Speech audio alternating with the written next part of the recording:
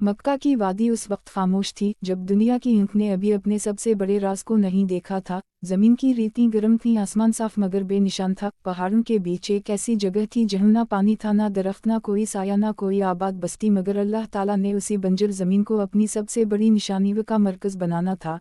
यहाँ से वो नूर उठना था जो क़यामत तक इंसानों के दिलों को रोशन करेगा। यहाँ से वो सदा बुलंद होनी थी जो ला इलाहा इल्ला अल्लाह मुहम्मद रसूल अल्लाह के नारे के साथ तमाम जहानों में गूंजेगी। ये मक्का की वादी थी जहाँ से ईमान का सफ़र शुरू हुआ, जहाँ से रहमत का पहला कतरा गिरा और जहाँ से ज़मीन के सीने में नूर उतरने लगा। हज़रत इब्राहीम को जब अल्लाह ताला ने नबूवत से नवाजा और उनको अपने खलील यानी दोस्त का दर्जा दिया तो उनके दिल में ईमान की वो रोशनी भर दी गई जो दुनिया के हर नबी के दिल में जाकर चमकेगी। अल्लाह ने उनको आजमाइशों के ज़रिए बुलंद किया, कभी बाप के शिर्क के मुकाबिल खड़ा किया, कभी कौम के बुतों को तोड़ने का हुक्म दिया, कभी आग में डाल दिया गया, मगर वो ना झुके, ना डरे, ना थके। उनके दिल में एक ही यकीन था कि मेरा रब मेरे साथ है। फिर एक दिन अल्लाह का हुक्म आया कि अपनी ज़ूजा हज़रत हाजरा और अपने शीर ख़वार बेटे इस्माइल को लेकर एक वादी में छोड़ आओ जहाँ ना कोई पानी है, ना बस्ती। हज़रत इब्राहीम के दिल पर यह हुक्म बिजली की तरह गिरा, मगर वो जानते थे कि खलील का काम सवाल करना नहीं बल्कि तस्लीम करना है। वो बीवी और बच्चे को लेकर एक लंबा सफ़र तय करते हुए मक्का की वादी में पहुँचे। उस वक्त ये वादी बिल्कुल सुनसान थी, ना इंसान का नाम वाओ निशान, ना किसी चरनत परनत की आवाज़, बस पथरीली ज़मीन और तेज़ धूप। जब वो यहाँ पहुँचे तो अल्लाह का हुक्म हवा के इन्हें यही छोड़ दो। इब्राहीम ने कुछ खजूरें और थोड़ा सा पानी रखा और पलटने लगे। हज़रत हाजरा ने हैरान होकर कहा, इब्राहीम, क्या आप हमें इस बेआब वाओ गया वादी में अकेला छोड़कर जा रहे हैं? यहाँ तो ना पानी है, ना साया, ना इंसान। इब्राहीम खामोश रहे क्योंकि ये अल्लाह का हुक्म था। हाजरा ने दोबारा पूछा, क्या ये अल्लाह का हुक्म है? इब्राहीम ने सर हिलाकर हाँ कहा तो हाजरा के चेहरे पर यकीन की रोशनी आ गई और बोली, फिर अल्लाह हमें ज़ाया नहीं करेगा। ये जुमला ईमान की तारीफ में एक निशान बन गया। फिर इब्राहीम ने मुड़कर वादी से निकलते हुए दुआ की, है मेरे रब, मैंने अपनी औलाद को एक ऐसी वादी में बसाया है जहाँ खेती नहीं उगती ताकि वो नमाज कायम करें। हमारे रब, लोगों के दिलों को उनकी तरफ माइल कर दे और इन्हीं फलों से रिज़्क़ अता फरमा ताकि वो तेरा शक्र करें। इब्राहीम की आँखों से आंसू बह निकले मगर कदम नहीं रुके, वो अपने रब के हुक्म पर राज़ी थे। हज़रत हाजरा अपने बच्चे के साथ वादी में अकेली रह गईं। दिन गुजरा तो पानी ख़त्म हो गया, बच्चा प्यास से बलबलाने लगा, माँ का दिल बेकरार हो गया। वो सफ़ा पहाड़ी की तरफ दौड़ें कि शायद कोई नज़र आए, मगर कुछ ना दिखा। वो मरू की तरफ भागी, फिर वापस सफ़ा आए। इस तरह 7 बार दौड़ें। ये मंजर ऐसा था कि फरिश्ते भी इस मुँह के सब्र पर झुक गए। फिर अल्लाह की रहमत जोश में आई, ज़मीन के नीचे से एक चश्मा फूट निकला। हज़रत हाजरा ने कहा, ज़मज़म यानी रुक